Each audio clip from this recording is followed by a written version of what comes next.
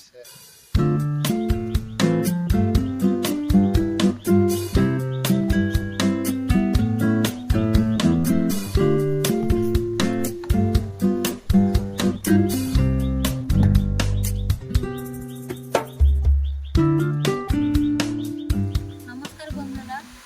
Village cooking ব্লগে আরও একবার আপনাদেরকে স্বাগত জানাই। আজকে একটা আবার নতুন রেসিপি নিয়ে আপনাদেরকে ইলিশ ভাপা রেসিপি করে দেখাবো।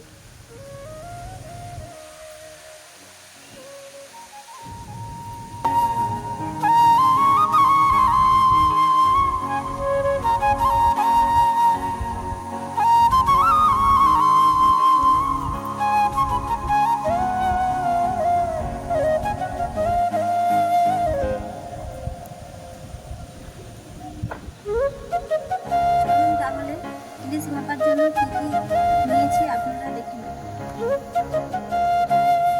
ইলিশ ভাপার জন্য নিয়েছি এখানে ইলিশ মাছ, সাদা সরষা, কালো সরষা, কাঁচা লঙ্কা, লবণ আর হলুদ। ইলিশ মাছটাকে লবণ আর হলুদ দিয়ে মেখে নেব। ভালো করে মেখে 15 মিনিট ভিজে রেস্টের জন্য রেখে দেব।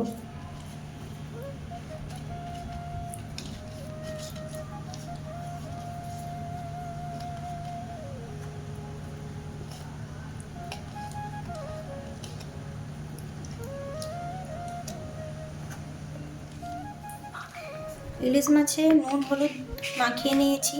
এবার 15 মিনিট রেস্টে রেখে দেব। ততক্ষণ কালো সরষা আর সাদা সরষা একসাথে কাঁচা লঙ্কা শিলনোড়ায় বেটে নেব। ইলিশ মাছে নুন হলুদ মাখিয়ে নিয়েছি। এবার 15 মিনিট রেস্টে রেখে দেব। ততক্ষণ কালো সরষা আর সাদা সরষা একসাথে কাঁচা লঙ্কা শিলনোড়ায় বেটে নেব। সরষাতে একটু লবণ মিশিয়ে নেবে, তাহলে সরষাটা তেতো আসবে না।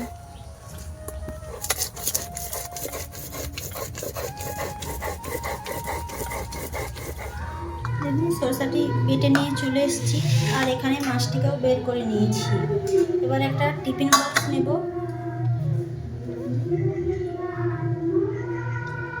এর ভিতরে সরষাটাকে দিয়ে দেব।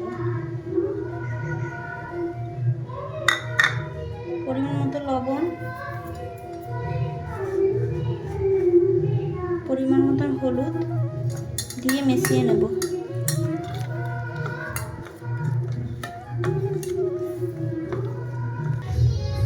মিশিয়ে নিয়েছি। এর মধ্যে এবার মাছগুলিকে দিয়ে দিতে হবে।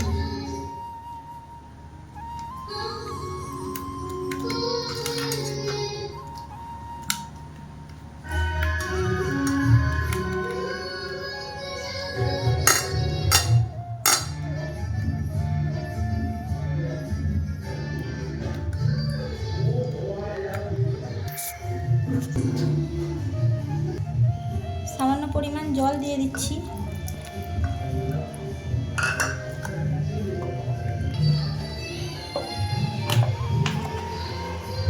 মাছের উপর দিয়ে সরষের তেল দিয়ে দেব।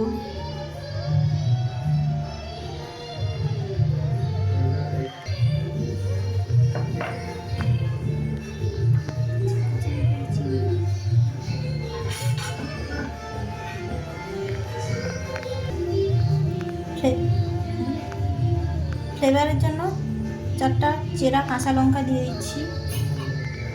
এবার টিফিন কৌটাকে বন্ধ করে দেব। কড়াই বসিয়ে নিয়েছি। কড়াইয়ের মধ্যে এবার জল দিয়ে দেব।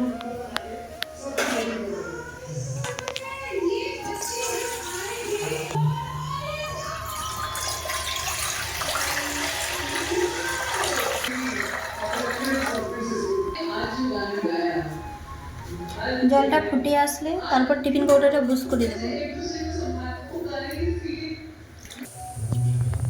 দেখুন জলটা ফুটে গেছে। এবার টিফিন কৌটাটি বসিয়ে দেব। আর টিফিন কৌটার নিচে যেন একটু জল থাকে, দাগের ওপরে যেন না জল আসে।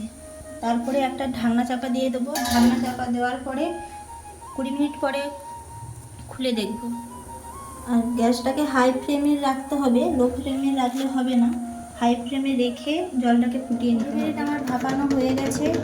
এবার ওভেনটাকে বন্ধ করে দিয়ে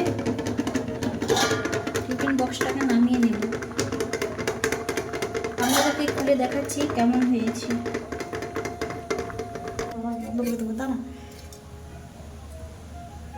হচ্ছে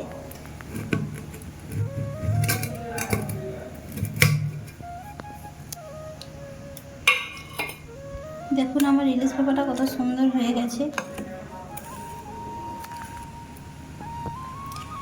একটুক্ষণ নামিয়ে তারপরে আপনাদেরকে খুলে দেখাচ্ছি।